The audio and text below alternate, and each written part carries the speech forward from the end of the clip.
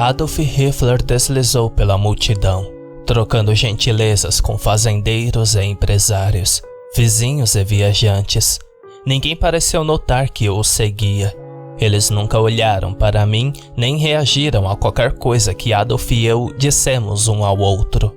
Eles também não pareciam notar nenhum dos outros que estavam, como eu, presos no pináculo. A maioria das conversas que Adolf teve com seus convidados foi breve. Eles ofereciam a ele o tipo de amabilidade entusiástica que imagino que você ouviria sempre que uma obra de arte é revelada, e ele respondia com bastante gentileza.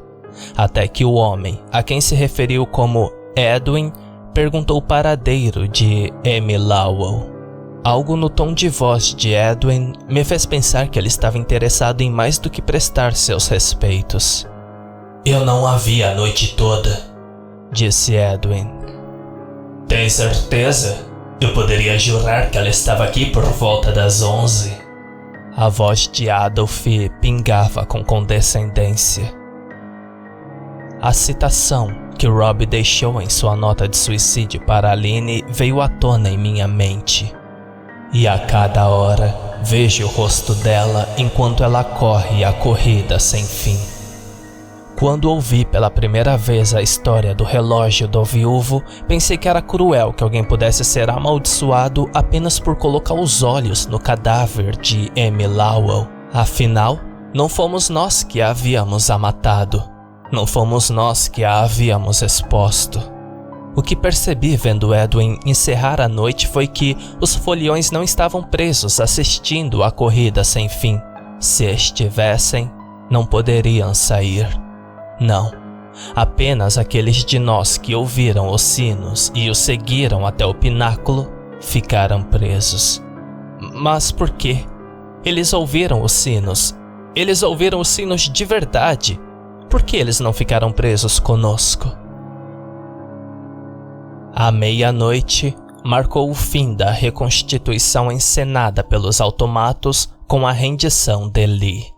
Depois que Lee assinou os termos de rendição, o pano de fundo da tenda sumiu de vista e dezenas e dezenas de automatos receberam sua chamada ao palco, dançando atrás dos generais como algo saindo de um musical de Busby Berkeley. Os libertos saíram em coro, cantando uma canção como se fosse a companhia de dança The Rockets. Os foliões uivaram de tanto rir. Eu queria ficar enojado. Era tudo muito racista, mas não importa o quão cruel a indiferença de Adolf Hitler se refletisse em seu trabalho. O relógio do viúvo ainda era uma coisa boa demais para desviar o olhar dele. Quando a bela automato solista voltou, não pude deixar de notar como seus braços se moviam sinuosamente. Os braços dela. Os sinos acabaram por tocar a última badalada e novamente eu estava sozinho e congelado no escuro. Estava tão frio que o sangue dos meus dedos congelou antes de coagular. A jangada não era bem um cobertor. Eu precisava fazer uma fogueira ou acabaria com queimaduras de frio. Metade da Bíblia da minha mãe era como um pedaço de gelo, mas a metade de cima estava seca. Comecei a arrancar as partes não danificadas. O trabalho delicado foi lento com meus dedos machucados.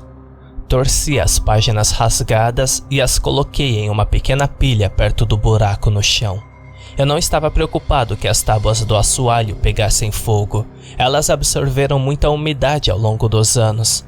Além disso, o papel queima rápido e, especialmente quando cada página é tão fino quanto a página da Bíblia.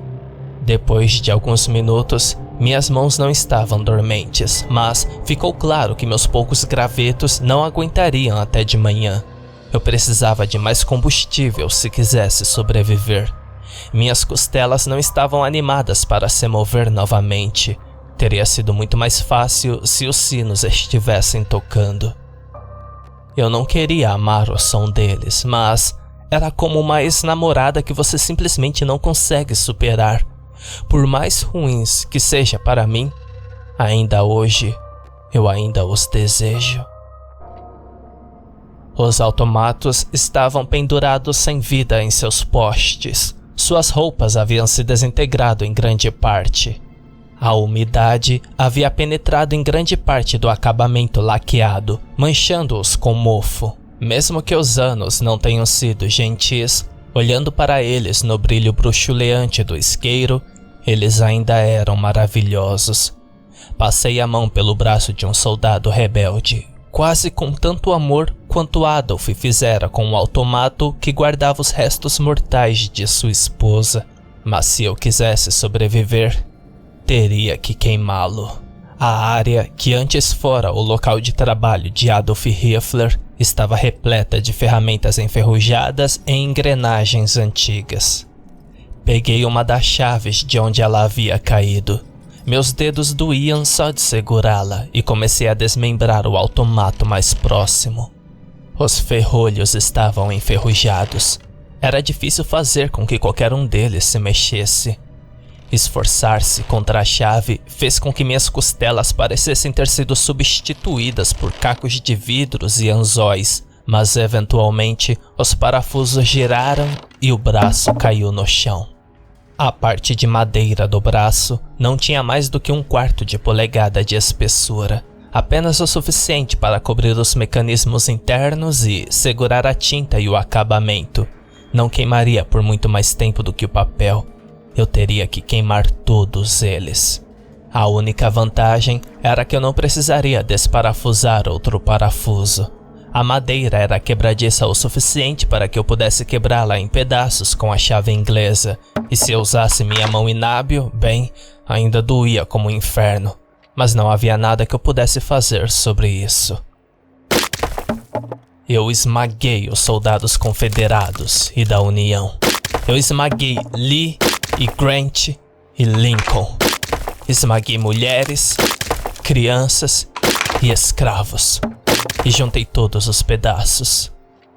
Eu já havia rasgado e queimado as páginas da Bíblia da minha mãe, mas de alguma forma quebrar os automatos parecia pior. Eu me senti como uma criança pequena observando a maré levar embora um lindo castelo de areia. Nunca mais haveria outro relógio como este.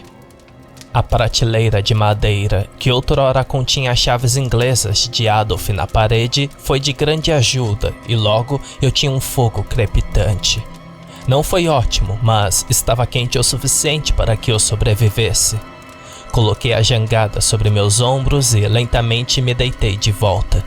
Eu estava fora de perigo imediato e podia sentir meu corpo desligando. Acordei quando os sinos deram a única badalada da 1h. O fogo havia se apagado. A oficina de Adolf estava quente, mas antes que eu pudesse me sentar, a badalada terminou e eu estava de volta onde havia começado. Joguei mais lascas de madeira no fogo e me deitei. O sono não veio fácil. O mecanismo do relógio nu dos automatos, expostos pela primeira vez em décadas, projetava sombras intricadas que pareciam dançar à luz do fogo. Eu não conseguia identificar, mas algo estava me incomodando sobre eles. Acordei novamente às 2h. Estava escuro dentro da sala de trabalho. Mas quando as portas se abriram para os escravos automatos saírem, as luzes elétricas que iluminavam o relógio entraram. Aquela beldade sulista pendia mole em seu poste.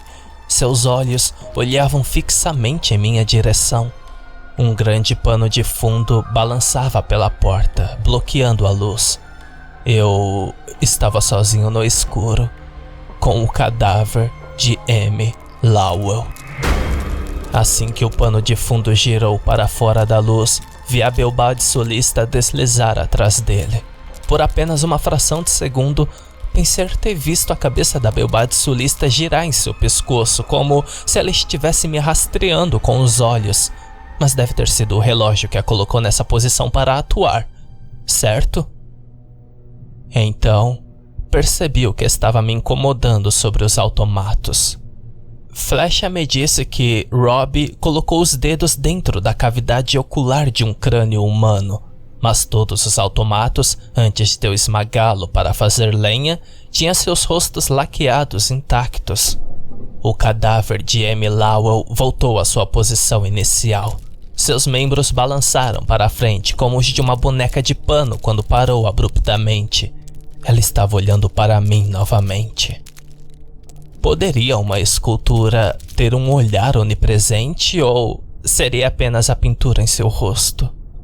Meu coração estava disparado enquanto esperava os sinos tocarem uma segunda vez. Por que Adolf pintou o rosto dela com um sorrisinho tão assustador? Eu não parava de olhar. Levantei-me e virei sua cabeça para longe de mim. Fiz rápido porque eu não suportava tocá-la. Os sinos terminaram de tocar mais uma vez. O corpo de Amy Lowell estaria esperando por mim no escuro? Em meio aos gravetos, havia apenas alguns pedaços de madeira grandes o suficiente para serem usados como tochas. Demorou 1 minuto dolorosamente longo, mas meus olhos se esforçando para detectar qualquer coisa fora do lugar na escuridão, para pegar um pedaço de madeira. Eu ergui a tocha com a mão esquerda e, embora duvidasse de minha condição atual que algum dia conseguiria girá-la, segurei uma das chaves maiores com a direita. O peso disso era bom. Me lembrou da pedra que eu usei para atacar Ryan Dossert. As tábuas do assoalho rangiram sobre meus pés enquanto eu passava de automato em automato, examinando um de cada vez. Os rostos dos automatos não foram feitos para se mover. Sob a madeira, cada um deles tinha uma pequena maçaneta de metal que nunca poderia ser confundida com uma caveira. Havia uma escada no canto mais distante que descia para a sala abaixo. Eu usei 2 vezes enquanto os sinos tocavam, mas agora não havia nada lá além de gelo. Rob tinha ido tão fundo? Eu duvidava que as águas subterrâneas estivessem mais baixas no verão, mas não tinha certeza. Cautelosamente, desci, 1 degrau rangente de cada vez. Sujeira e outras partículas tornavam impossível ver muita coisa no gelo, embora eu achasse que poderia distinguir alguns dos móveis que tinha visto ao sair para ver o relógio. Eu estava relutante em me aventurar muito longe na sala, para não escorregar no gelo e quebrar outro osso, mas tinha certeza de que não havia nada de interessante a ser encontrado lá embaixo. Meu batimento cardíaco desacelerou. Fiquei aliviado por não ter encontrado o automato de Amy Lowell. Rob pode ter tocado em qualquer outra coisa no escuro. Talvez ele tivesse tocado o automato dela enquanto os sinos tocavam, então se viu sozinho no escuro após o último toque. Ou talvez Flecha tenha entendido errado essa parte da história. Quem poderia saber? Eu poderia. Eu rastejei de volta para o meu fogo. Enrolei a jangada em volta de mim e deixei minha exaustão me ultrapassar. Meu fogo se extinguiu enquanto eu dormia e acordei tremendo violentamente. Havia bastante madeira, mas eu estava quase 100 páginas da Bíblia. Enquanto arrumava cuidadosamente os rolos de papel sob alguma das lascas mais finas, ouvi um som terrível. Estava quieto, mas era impossível de perder. Como unhas em um quadro negro. Eu congelo. O fogo podia esperar. O barulho parou. Prendi a respiração e apurei meus ouvidos para ouvir até mesmo o som mais fraco. Nada. Talvez um animal tenha entrado aqui comigo e arranhado uma superfície de metal com as garras. Um guaxinim ou um rato poderia viver aqui embaixo. Talvez uma coruja tenha feito ninho nas velhas engrenagens. Eu não me consideraria exatamente um amante dos animais, mas achei a ideia de outro ser vivo por perto bastante reconfortante. Voltei ao trabalho em mãos. Quando você está fazendo uma fogueira, o fluxo de ar é fundamental. Se a madeira pressionar demais o papel, você abafará as chamas antes que a madeira pegue fogo. Minhas mãos tremiam de frio e foi difícil acertar a madeira, mas consegui depois de várias tentativas. Assim que acendi o isqueiro para acender o papel, o barulho voltou. Foi um guincho longo e seco, o tipo de som que um portão de metal faz quando suas dobradiças precisam de óleo. Não havia como um animal estar fazendo aquele barulho. Desesperadamente, tateei o chão em busca da chave inglesa, ignorando os gritos de dor de minhas unhas em carne viva e ainda sangrando. O som se aproximava aos trancos e barrancos. Eu não conseguia encontrar a chave no escuro. Eu poderia usar o isqueiro, mas estava vindo da direção dos automatos. Não poderia estar muito longe. 10 pés, talvez 15. Eu não queria olhar. Eu não queria ver o que poderia estar fazendo aquele barulho. Desisti da chave inglesa e rastejei para trás, tentando fugir. O som se aproximou. Minha mão não encontrou nada além de ar e fiquei momentaneamente tomado por aquela sensação nauseante de cair até que minhas costas bateram com força na madeira na borda do buraco. Com os ombros esticados sobre a borda, a tensão nas costelas era insuportável. Tive que morder a língua para não gritar de dor. O isqueiro era minha única chance de contornar o poço. Eu não queria olhar. Eu estava tremendo tanto que quase derrubei o isqueiro. E então o barulho parou. Sentei-me na escuridão em total silêncio. Meu coração ainda disparado, sem saber o que fazer. Iluminar meu caminho ao redor do buraco? Procurar no escuro pela chave inglesa? Fosse o que fosse, não me deu muito tempo para refletir. O pequeno baque de algo pesado batendo na madeira ecoou pela sala, seguido por um som de algo arrastado. Risquei o isqueiro uma vez e nada. O som se aproximou 2 vezes e acendeu. De pé sobre mim estava a bela automato sulista. A camada folheada de madeira polida estava muito queimada em alguns lugares. A metade esquerda de seu rosto foi quebrada, revelando a órbita oca do crânio de M. Lowell Putnam. Gritei até que minhas costelas quebradas me forçassem a parar, mas o que restava do rosto de madeira de M. Lowell apenas me encarava, tão vazio como sempre. Sua cabeça ainda estava torcida, como eu me lembrava às 2 horas. Ela deu um passo instável em minha direção. Seus membros estavam rígidos, seus movimentos espásticos e antinaturais. Era como se ela não tivesse controle total de seu próprio corpo. A vara, que outra hora a puxava pelos trilhos do relógio, fazendo-a dançar, pendurou-se entre suas pernas e arrastou-se no chão atrás dela. Meus olhos dispararam para baixo, procurando a chave inglesa. Ela estava bem em cima da chave. Por um momento, por mais lento que ela se movesse, pensei que seria capaz de ultrapassá-la. Mas quando me levantei e me virei para contornar o buraco, ela me mostrou que eu estava enganado. Seus braços saltaram para frente com tanta força que quase me derrubaram no chão.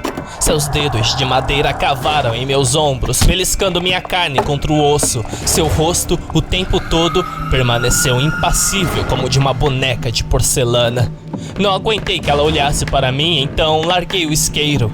Lutamos lá no escuro, na beira do buraco. Chorando e choramingando, implorei por minha vida miserável enquanto ela me forçava a ficar de joelhos. Eu senti o pesado poste de metal que embalava seu cadáver roçar na minha perna enquanto ela continuava a manobrar meu corpo contra a minha vontade. Ela me virou, forçando-me primeiro a ficar de joelho antes de finalmente me empurrar para baixo de bruços. Suas mãos prenderam meus ombros no chão. Eu podia sentir seu torso se dobrando. Os restos de sua coluna devem ter sido dobrados em um ângulo reto. O poste de metal subia e descia, cada vez batendo nas tábuas do assoalho com um baque surdo. Seu peito ficava torcendo, como uma vespa movendo seu abdômen em direção para picar. Não processei totalmente o que estava acontecendo até que o bastão caiu com força na parte interna da minha coxa.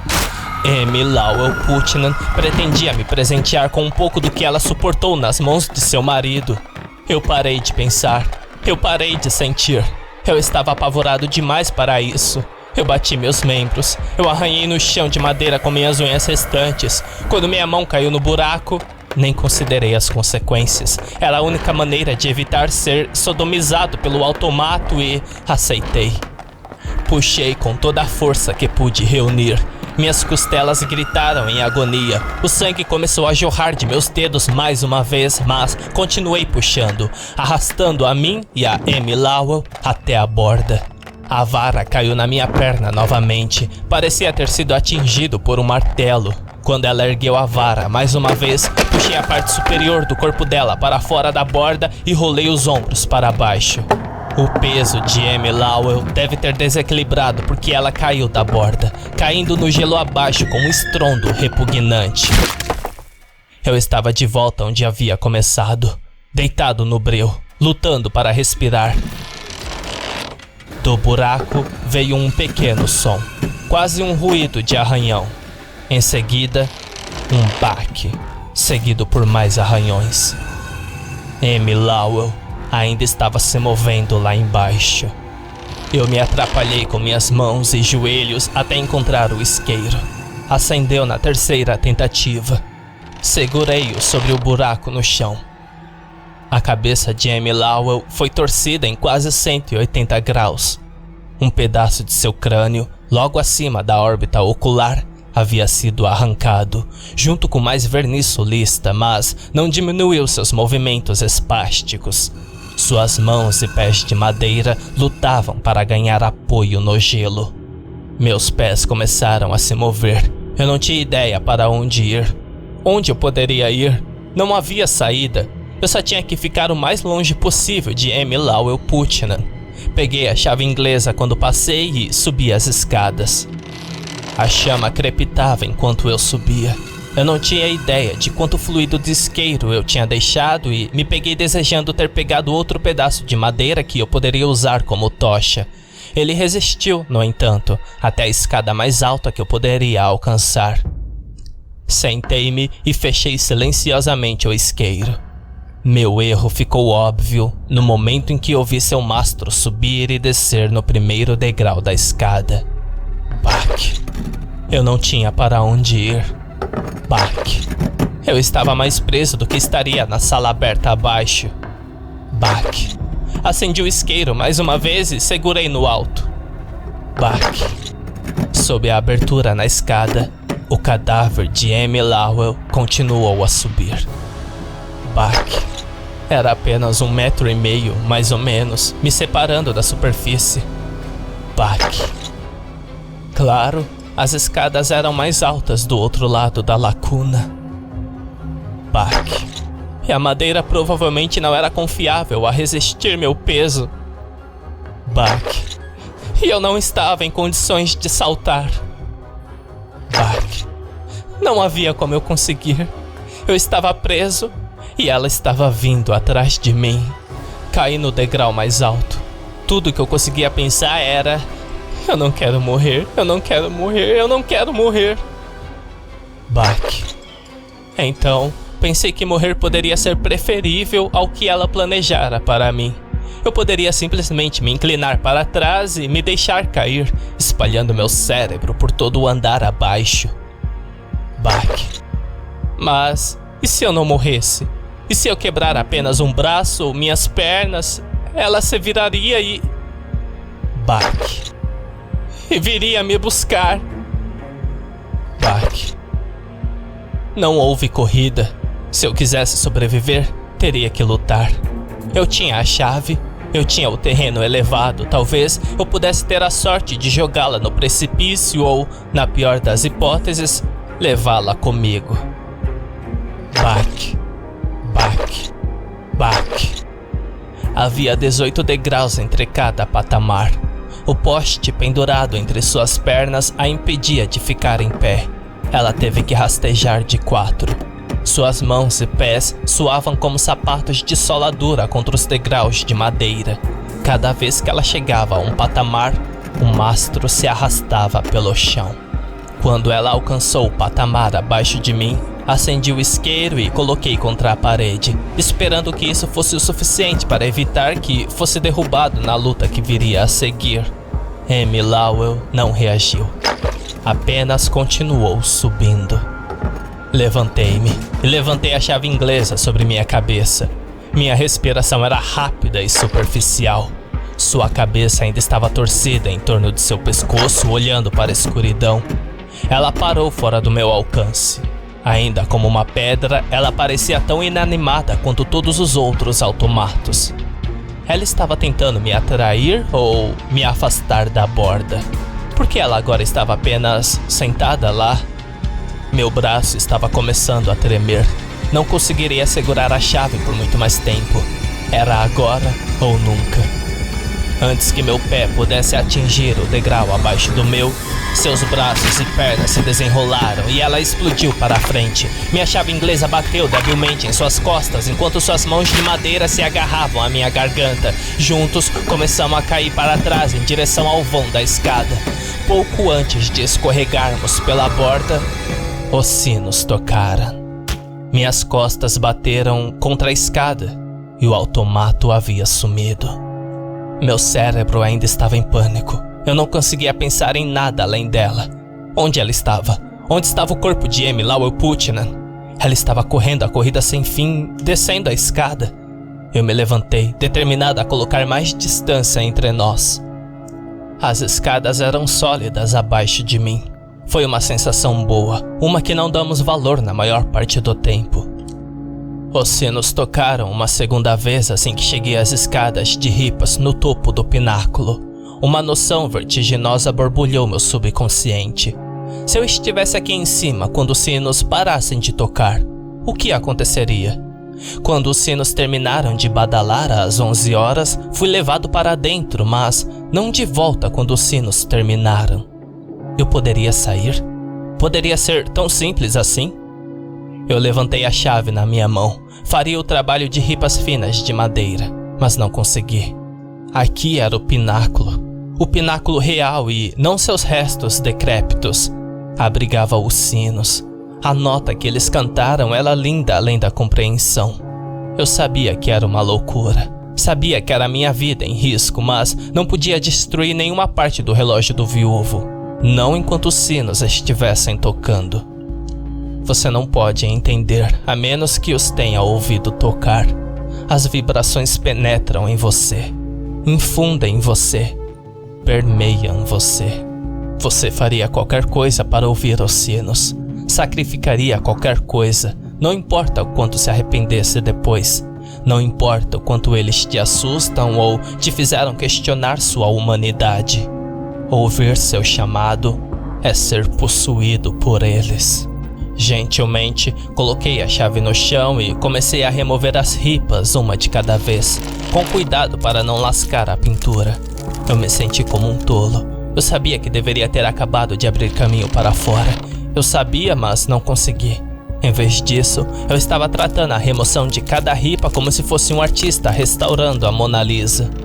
Os sinos tocariam novamente a qualquer segundo e seria isso. Talvez eu estivesse aqui no patamar. Talvez eu estivesse de volta na escada onde comecei. Talvez o automato de Amy Lowell estivesse comigo.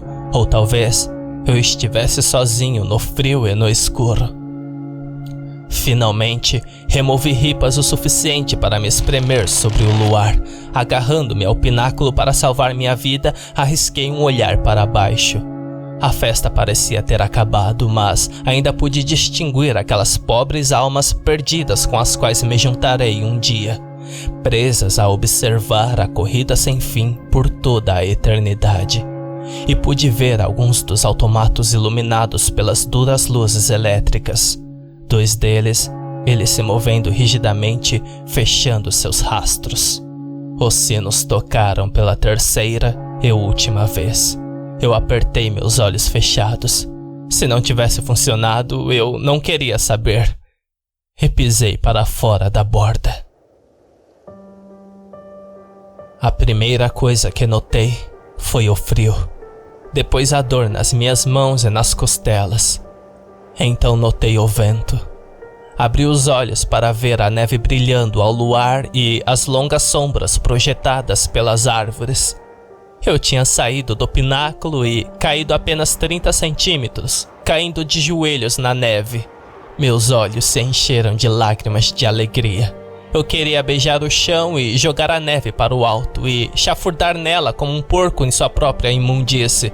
Mas então me lembrei de como Carrie, assustadora, chegou ao hospital. Os pedaços pretos e inchados de sua carne necrótica onde o congelamento havia começado. O carro de minha mãe estava a 1 hora inteira.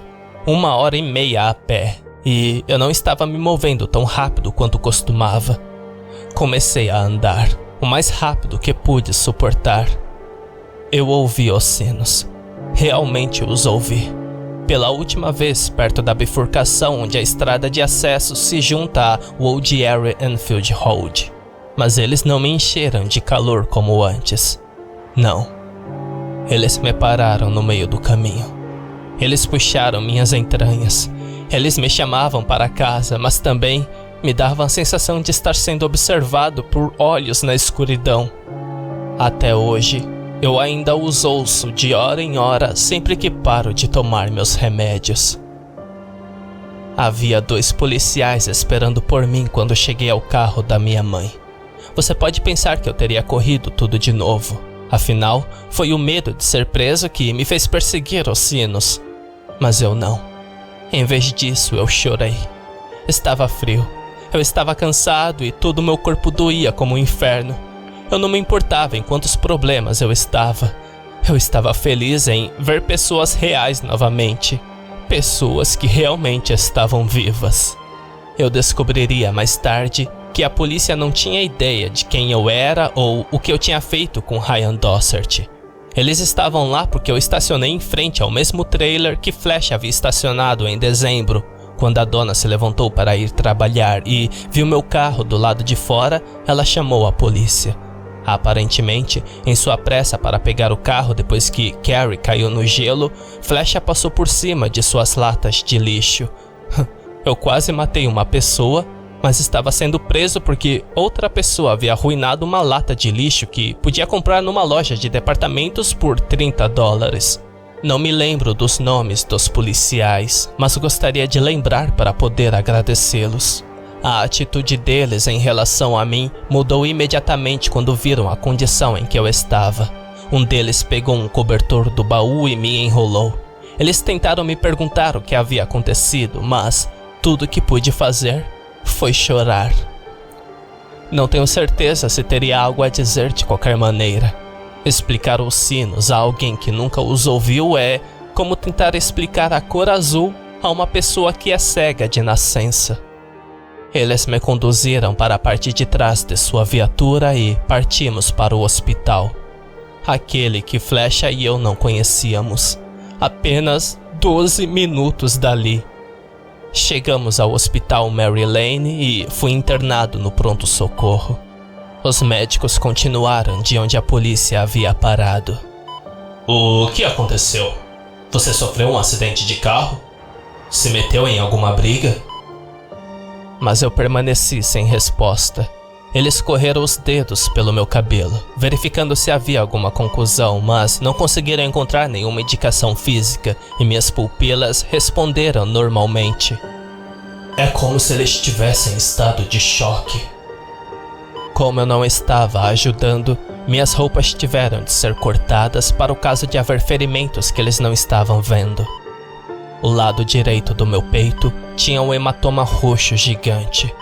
Precisei de 5 pontos onde a lasca entrou em meu dedo e outros 2 onde saiu. O resto dos meus dedos foram limpos e enfaixados. Então, um deles teve a brilhante ideia de me dar algo para me ajudar a dormir. Eu gostaria que eles não tivessem feito isso. Tudo com o que eu sonhava era ela.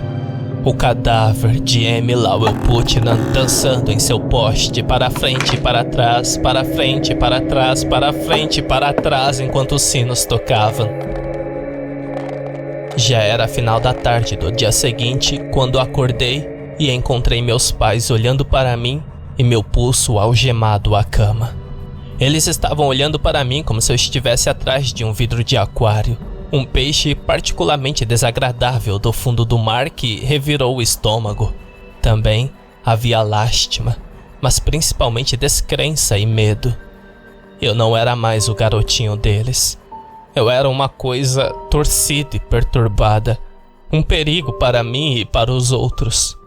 Ver meus pais olhando para mim daquele jeito doeu muito, mas ainda era preferível ao olhar vazio do automato de Amy Lowell, que tinha sido minha companhia às 2 horas, e novamente às 3, e às 4, e às 5. Os pais de Ryan Dossert nunca me acusaram formalmente de agressão. Um processo civil foi resolvido entre nossas famílias fora do tribunal. Como condição para não apresentarem queixa, tive que procurar ajuda psicológica. Passei os próximos 6 meses da minha vida no McLean Hospital, em Belmont, Massachusetts. Provavelmente foi o melhor. Nas 2 primeiras semanas, não disse uma palavra a ninguém sobre nada. Eu não posso dizer exatamente o porquê.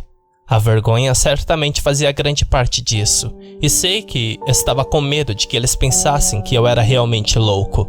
Então, novamente, considerando onde eu estava e por quê, bem, a sanidade provavelmente já havia me entregado. Depois de semanas ainda ouvindo os sinos e ainda observando os automatos a encenarem seus quadros em meus sonhos, depois de semanas vendo Amy Lowell Putnam sendo arrastada em seu mastro em meus pesadelos, finalmente desabei e contei a eles o que estava acontecendo. Uma mulher, que chamarei de Doutora Laura, foi designada para mim. Ela tinha 40 e poucos anos. Seu cabelo estava sempre bagunçado e ela usava muitas expressões em Yiddish. Eu não entendia a maioria das piadas dela, mas elas ainda me faziam sentir como se estivéssemos compartilhando algo e que eu podia confiar nela. Ela me diagnosticou como bipolar, acreditando em meu ataque a Ryan, em minha experiência de ouvir os sinos e em minha crença de que eu havia visitado uma torre de relógio mal assombrada no meio de um reservatório, provavelmente devido ao que ela chamou de episódio misto, um estado em que os sintomas de depressão e mania ocorrem simultaneamente e as alucinações auditivas não são incomuns. Essa teoria dela era besteira, mas não tem como discutir com um psicólogo sem parecer um daqueles caras dos filmes de terror antigos gritando: "Eu não estou bravo, eu não estou louco!"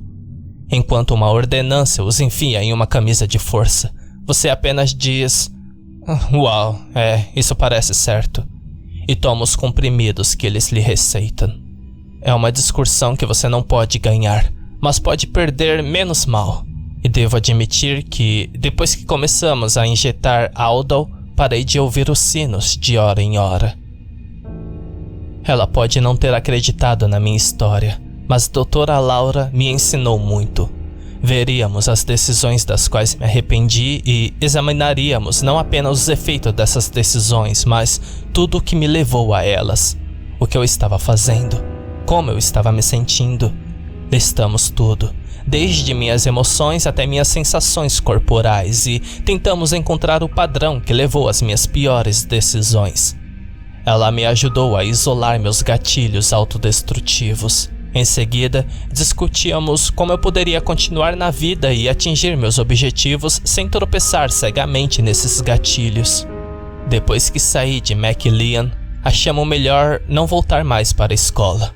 Minha mãe comprou um currículo aprovado pelo Estado para educação domiciliar e passei o resto do ensino médio em nossa mesa de cozinha. Tivemos que nos encontrar com o superintendente da escola algumas vezes. Ele parecia perfeitamente feliz por não me ter em seu sistema escolar. Não posso dizer que o culpei. Devo ter parecido um outro Robert Kennan esperando para se matar. Em setembro de 2000, uma semana antes de seu aniversário de 13 anos, meu irmão mais novo perguntou se ele também poderia estudar em casa. Em sua classe, ele tinha sido um garoto bastante popular. Então, um dia, ele voltou para casa com o nariz sangrando. 2 semanas depois, um olho roxo, um lábio inchado, manco. Ele estava sendo intimidado por minha causa. Lembro-me de um dia em particular com perfeita clareza. O menino mais velho o derrubou no chão de madeira da academia e deslocou seu ombro. Ele teve que ir para o hospital. Meu pai foi balístico Ele dirigia a maior parte de sua raiva para o Sr. Delvino, o diretor. Ele até ameaçou processar a escola, mas eu tenho um pouco disso também. Ele me deu um olhar que praticamente gritou: "Isso tudo é culpa sua." Quando ele voltou para casa naquela noite, meu irmão me pegou sozinho e me fez uma pergunta. "Você... É verdade que você estrupou a Aline?" A princípio eu fiquei chocado. Achei que tinha ouvido mal. Eu era o irmão dele e ele sabia que eu amava a Aline. Como ele pôde me perguntar isso? "As crianças na escola. É isso que elas estão dizendo sobre você." Após um incidente em seu quintal, os pais de Aline decidiram matriculá-la na escola Bispo Guertin. Ela não queria. Quem quer deixar seus amigos para trás no último ano? Mas entre Robbie Cannon e eu, eles apenas pensaram que seria melhor para ela começar de novo. Depois que ela saiu, Sarah Cohen foi muito veemente em me culpar. Eu nunca usei isso contra Sarah. Achei que merecia as consequências pelo que fiz a Ryan Dossert, mas eu não tinha previsto isso. Negações saíram de minha boca. "Sim, nós fizemos sexos, mas não foi assim." Eu não conseguia nem dizer isso. "Ela nunca disse não." Isso era verdade. "Eu nunca a ameacei." Isso também era verdade. "Eu só queria fazê-la se sentir bem." Mas isso era verdade? Como muitas pessoas pensavam, eu tinha uma imagem em minha mente de que era um estrupador, um predador solitário. Um homem de óculos escuros e um moletom com capuz, escondido em uma garagem mal iluminada, com uma faca em uma das mãos e uma mordaça improvisada na outra. Eu tinha a ideia de que eles eram uma raça à parte, depravados e perversos, pessoas más, cientes do mal e da dor que causam, mas determinadas a fazê-los de qualquer maneira. Essa era a minha ideia do que era um estrupador. E eu não me encaixava em nenhum desses critérios. Sim, era verdade que eu queria fazer a Aline feliz, mas cada vez que eu a beijava, ela congelava. Tomei isso como nervosismo, mas mesmo assim, eu não parei. Cada vez que eu passava minhas mãos por seu corpo, ela começava a chorar.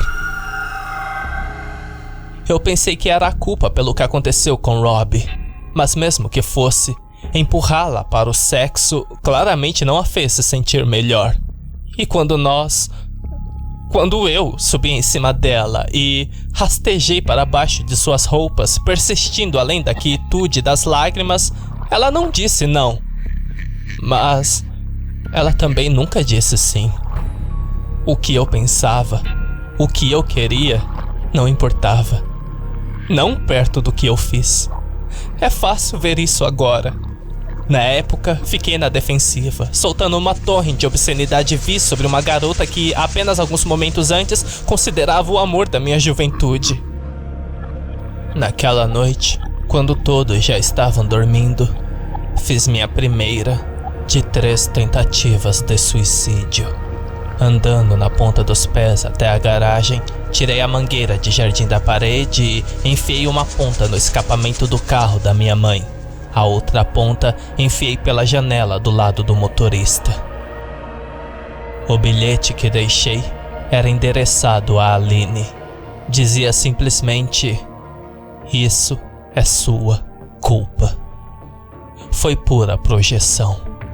Fiquei confortável e liguei o motor. Quando o carro começou a encher de escapamento, fiquei vagamente consciente de uma sensação subindo pela minha nuca. Era o monóxido de carbono ou eu estava sendo observado?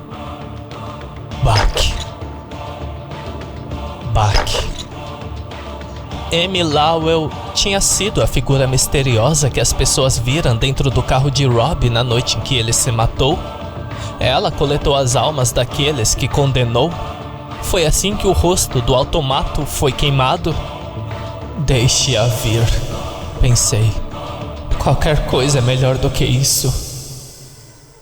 Mas o baque que ouvi Não foi o som do poste de M. Lowell Putnam no chão da garagem. Foi a maçaneta batendo na parede quando meu irmão abriu a porta da casa. Ele me viu e gritou até que meus pais chegassem e os três puderam me tirar do carro.